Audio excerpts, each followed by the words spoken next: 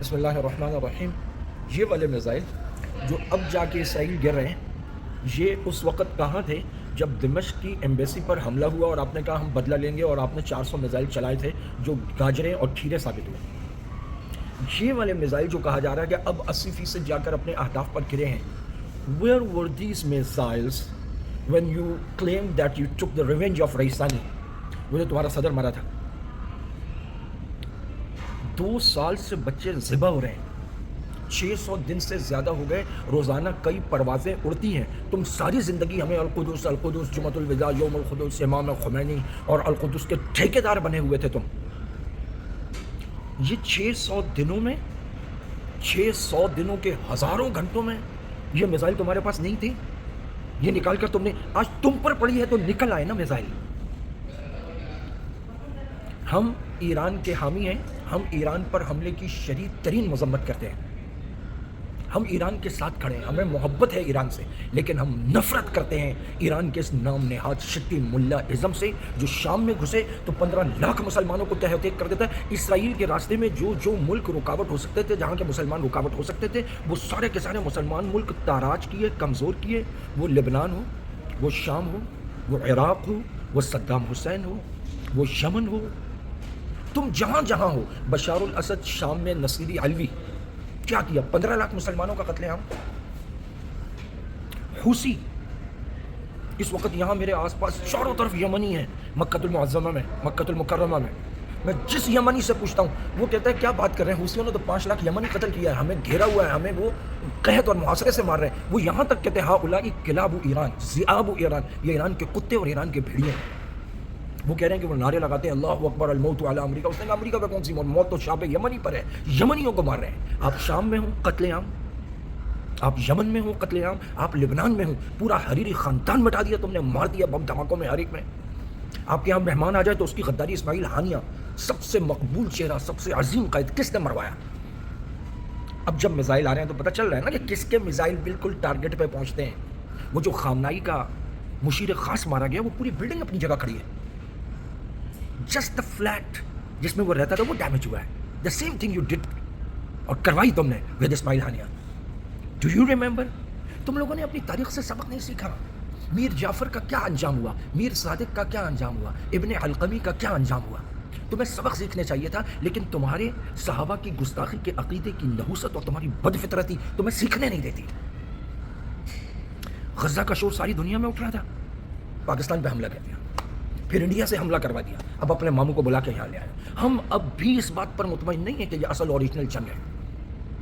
اگر یہ اصل اوریجنل جنگ ہے تو ہم ایران کے ساتھ ہیں، ہم ایران سے محبت کرتے ہیں، ہمیں ایران سے، ہمیں تہران سے، ہمیں قم سے، ہمیں شیراز سے، ہمیں اصفہان سے، اللہ کی قسم ہمیں ہر جگہ سے محبت ہے. یہاں ہمارے بڑے بڑے تاریخی ادیب اور شاعر گزرے، لیکن نفرت ہے ہمیں اس شٹی ملا ازم سے جو جس ملک میں گھستا قتل عام کرتا. پاکستان میں علماء کا قتل عام، کس کا قتل عام؟ یہاں نمازیوں کا، یہاں دینداروں کا، یہاں داڑھی والوں کا، یہاں ہر اس شخص کا جو دفاع صحابہ کی بات کرے، جو پاکستان کی بات کرے، اس کا قتل عام کرنے والے تم ہو. ایرانی انڈین ایجنٹوں کو پناہ دینے والے، کلبھوشن کو بھیجنے والے، پورا راک اور نیٹ ورک چلانے والے تم لوگ جہاں گئے ہو. یہ تمہارا مذہب گولی اور گالی، بس 2 مذہب ہیں. جو بات کرے اس کو گولی مار دو، اور جو تاریخی شخصیت ہو اس کو اٹھا کر گالی دے دو. گولی گالی، دہشت گردی، قتل و غارت، تباہی بربادی، یہ تمہارا. اس وقت ایرانی عوام تم سے تنگ ہے، ایرانی عوام تم سے جان چھڑانا چاہتی ہے، اور یہ وہ موقع ہے کہ ایرانی عوام اٹھ کے کھڑی ہو اور یہ سارے کا سارے گولی اور گالی کی جو سرکار ہے اس شٹیزم کا صفایا کرے، جان چھڑائے. اگر اسرائیل یہ کام کر دے، وَكَذَلِكَ نُوَلِّي بَعْضَ الظَّالِمِينَ بَعْضًا. اور ہمیں اب بھی کوئی بھروسہ نہیں، ابھی بھی ہو سکتا ہے کہ ایک دم بیچ میں سے اٹھ کر پتہ لگے جی ایران نے ایٹمی دھماکہ کر دیا اور یورینیم افسودہ کیا ہوا تھا. Iran is emerging from the destructive kind of situation. ایک تباہ کن صورتحال سے یوں کر کے اٹھ رہا ہے ایران اوپر.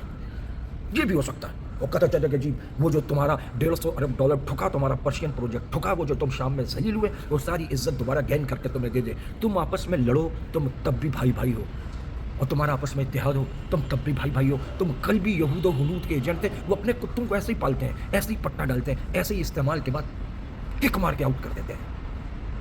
ایرانی عوام کو اس وقت اٹھ کر اس شٹیزم سے جان چھوڑانی چاہیے جو پاکستان میں دہشت گردی کراتا ہے. اسی کو کہتے ہیں نا پراکسیز. دنیا کی سارے اخبارات، دنیا کے سارے چینلز بھرے پڑے. ہم پاکستان کی بات کریں، ہم پاکستان کو فرقہ واریت سے دور کرنے کی، اتحاد کی، اتفاق کی مضبوط کرنے کی بات کریں تو ہم فرقہ پر کریں، ہم دہشت گرد ہیں. اور تم گولی مارو، گالی دو، پوری دنیا میں دہشت گردیاں کراؤ، خاندانوں کے خاندان، مساجد کی مساجد، مدارس کے مدارس مٹا دو، پوری دنیا کو خنجر. میں سچ کہتا ہوں، حیران ہوں گے آپ یہ بات سن کر. ہمیں کوئی مسئلہ نہیں ہے. سیدنا حسین رضی اللہ تعالیٰ عنہ کی محبت میں تم باہر نکلو، تم ماتم کرو، تم سبیلیں لگاؤ تم. ہمیں کیا مسئلہ ہے؟ تم اپنا ذوالجلال لے کر نکلو. ہماری مساجد کے سامنے نکلنے سے اصرار نہ کرو. گالی مت دو، گولی مت چلاؤ، دھمکیاں مت دو. تمہاری کچھ رسوماتیں کر لو تم. گالی اور گولی انشاءاللہ یہ شام میں جو کچھ اللہ پاک نے دیا، بہت جلد اس شکی ملا دہشت گرد گولی گالی ازم سے ہماری جان چھوٹے گی ہمیں. اور یہ جو ابھی باہر نکل کے آ رہے ہیں اور ایران کے، تمہاری ماں مر گئی تھی، کہاں تھا تم جب پاکستان پہ حملہ ہوا تھا؟ تمہاری ماں مر جاتی ہے اس وقت. اب تمہیں غزہ کے بچے یاد ہے؟ غزہ کے بچے 600 دن سے سبا ہو رہے ہیں، نہ تم باہر نکلے، نہ تم نے کبھی ان کے لیے آواز اٹھائی. وہ کہاں ہے وہ لاہور والا، وہ نکلنا باہر. تم ہم سے یہ کہتے ہو اس جنگ میں تم کس کے ساتھ ہو؟ ہم اس جنگ میں جنگ کے ساتھ ہیں. تم آج ہمیں کہہ رہے ہو لا شرقیہ ولا غربیہ، اسلامیہ، وہی نعرہ جس سے تم نے 40 سال ہمیں بیوقوف بنایا اور پھر ہم پر تم نے قتل و غارت مسلط کی. آج تمہیں پھر وہ نعرہ یاد آ رہا ہے. تو ہمارا نعرہ سن لو، اذا رأیتم الذین یسبون اصحابی فقولوا لعنت اللہ علی شرکم.